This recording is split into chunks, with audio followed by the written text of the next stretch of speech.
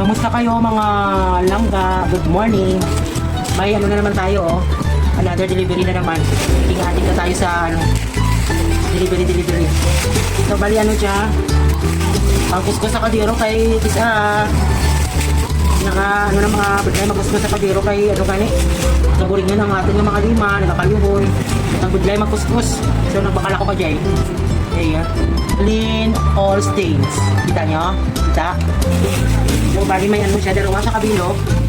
Ang giniguan na kadya is 200 kasi 199. Ang isa ay yung dalawa pala, ang ating one. Tapos meron siyang spray. Dalawa yung piraso. I-testingan natin, i-try natin kung talagang effective siya. Kasi yung nakita ko doon, yung spray lang doon sa may maitim na kawali. Tapos pinunasan lang na try natin siya ngayon. Kasi nagluluto tayo everyday. Kahoy yung ginagamit ko. So dapat mayroon tayong ganito para tulungan niya tayo sa pagkiskis ng ating kaldero. Para hindi naman magmukhang uling. So ito yung kaldero natin mga langga.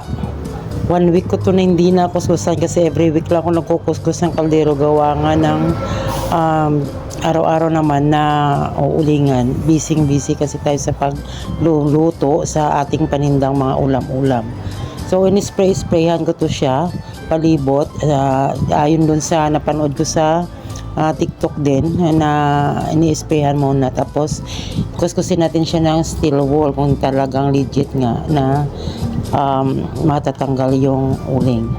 So ayan siya mga langga makikita nyo naman habang kinukuskus ko siya.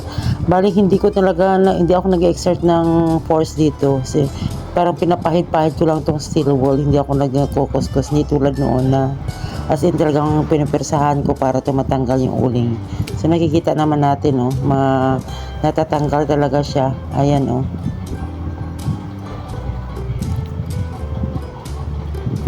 so kinuskus ko siya palibot para to na makita natin kung ano talaga yung maging resulta nito. So ngayon bubuhusan natin ng tubig. So ayan di ba? Legit. So bali itong likod try rin natin ito. Bali ito hindi ko talaga ito pinukuskus palagi kasi nga sabi nga ay madaling magnipis. So bali makapal na ang nito uling niya, parang nagdikit-dikit na parang natutong na yung uling. So ngayon i-try natin itong ikuskusin ulit. Tingnan nyo mga langga, pag ikuskus mo siya parang ang dali lang, ang lambot lang, hindi mo na kailangan persahan para matanggal.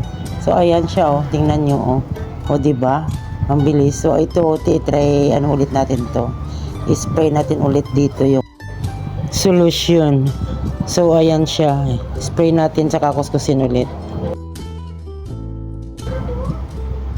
So maganda siya mga langga kasi hindi mo na talagang magpwersa para matanggal yung uling niya.